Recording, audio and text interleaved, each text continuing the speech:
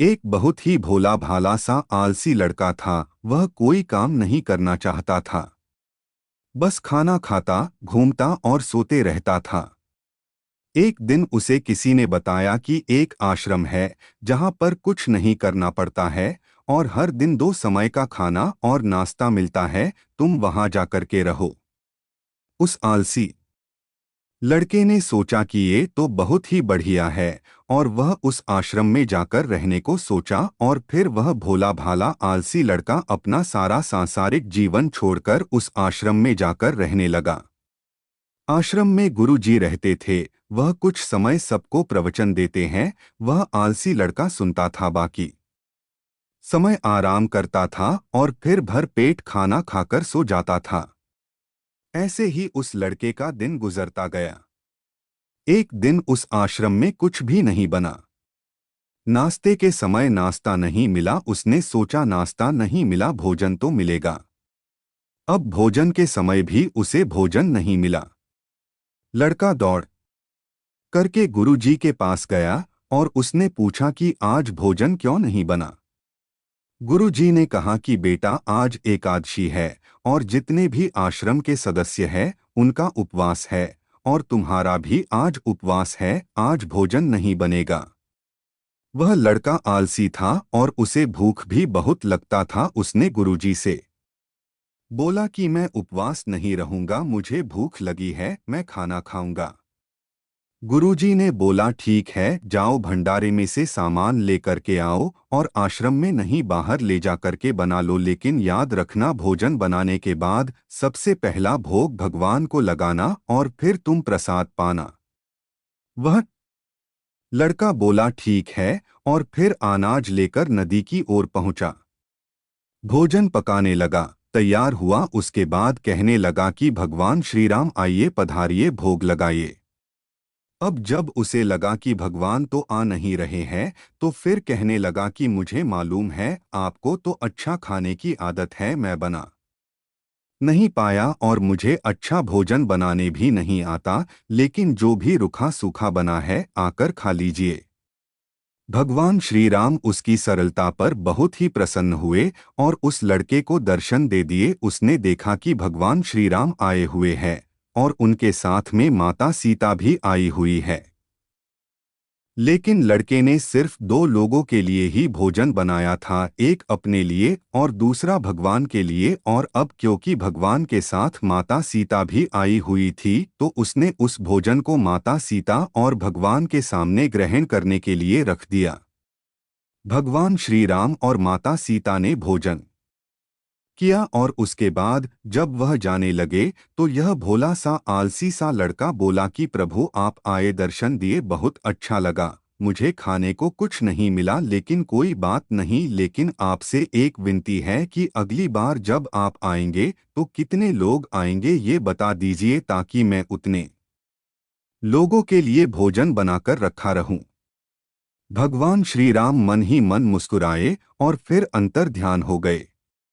लड़का आश्रम गया, दिन बीतता गया और फिर एकादशी का दिन आया और इस बार उसने 3-4 लोगों के लिए अनाज लेकर के खाना बनाने के लिए नदी के किनारे पहुंचा और उसने बड़े प्रसन्नता से भोजन बनाया और इंतजार करने लगा कि प्रभु आइए और भोग लगाइए। इस बार लड़का देखता है कि भगवान श्री राम पूरा राम दरबार लेकर के आए हैं, जैसे माता सीता, लक्ष्मण, भरत, हनुमान जी और सभी लोग आए हैं। लड़के ने 3 से 4 लोगों का भोजन बनाया था और इस बार भी भोजन कम पड़ गया। लड़के ने निराश होकर भोजन को प्रभु के आगे रख दिया। उन्होंने भोजन किया और फिर चले गए और इस बार भी लड़का फिर से भूखा रह गया। अब लड़का फिर आश्रम गया, दिन बीतता गया और फिर एकादशी का दिन आया और इस बार गुरुजी से कहने लगा कि गुरुजी, मुझे इस बार थोड़ा ज्यादा अनाज चाहिए। गुरुजी सोचने लगे कि यह इतना सारा अनाज का करता क्या है, कहीं इसे बेचता तो नहीं है। फिर उन्होंने कहा कि ठीक है, भूख से परेशान रहता है। लड़के ने कहा कि नहीं गुरुजी, मैं भूख से परेशान नहीं रहता हूँ, प्रभु के साथ बहुत लोग आते हैं, उनको भी तो भोजन करना पड़ता है। गुरुजी को लगा कि लड़का पागल हो गया है, लेकिन गुरुजी ने सोचा कि चलो एक बार चलकर देखते हैं कि लड़का इस अनाज का करता क्या है। वह भोला सा लड़का अनाज लेकर के नदी के किनारे पहुंचा और इस बार भोजन बनाया नहीं। उसने सोचा कि प्रभु हर बार ज्यादा लोगों को लेकर के आते हैं, इस बार वह जितने भी आएंगे खुद बना करके भोग लगा लेंगे। और फिर प्रेम से प्रभु को बुलाने लगा। गुरुजी ये सब छुपकर देख रहे थे कि ये भोजन तो बनाया नहीं और प्रभु को बुला रहा है। लेकिन लड़के ने देखा कि इस बार प्रभु के साथ बहुत से लोग आए हुए हैं, तो उसने प्रभु के सामने हाथ जोड़ करके कहा कि प्रभु माफ करना, आप बहुत सारे लोग आते हो, मुझे संख्या पता नहीं होती है और मेरी हिम्मत भी नहीं होती है कि इतने सारे लोगों के लिए भोजन बनाऊं। आप स्वयं आइए, बनाइए, खाइए और भोग लगाइए। प्रभु मुस्कुराते हैं और अपने साथ आए सभी लोगों के साथ मिल करके भोजन बनाते हैं।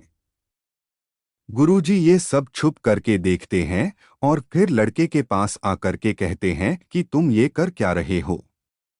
लड़का कहता है कि गुरुजी आपको दिख नहीं रहा है कि भगवान श्री राम पधार चुके हैं, माँ सीता आई हुई है, हनुमान जी आए हैं और भी सभी लोग आए हुए हैं, भोजन बन रहे हैं। गुरुजी ने बोला कि पागल हो गया है, मुझे तो कोई दिख नहीं रहा है।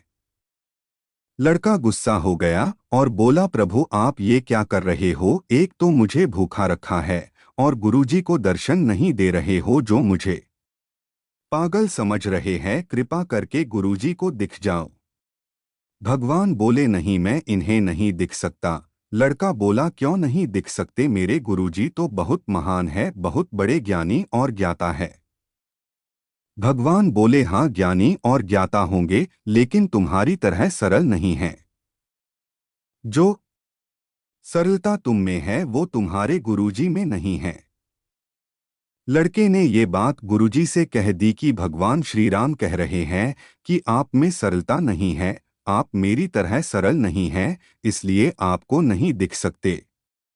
गुरुजी की आंखें नम हो गई और रोने लगे और बोले कि बिल्कुल सही कहा, मेरे अंदर तुम्हारे जितना सरलता नहीं है। और फिर माफी मांगने लगे। फिर भगवान ने गुरुजी को भी दर्शन दिए। ये कहानी हमें सिखाती है कि जीवन में सरलता सबसे आवश्यक है। जितने सरल बने रहेंगे उतना जीवन में आगे बढ़ते चले जाएंगे। जब आप सरल होते हैं तो आप खुद भी मुस्कुराते हैं और दूसरों को भी मुस्कुराने की वजह देते हैं। ये वीडियो कैसा लगा कमेंट करके बताएं और चैनल को लाइक और सब्सक्राइब जरूर करें और शेयर करना ना भूलें। नमस्कार।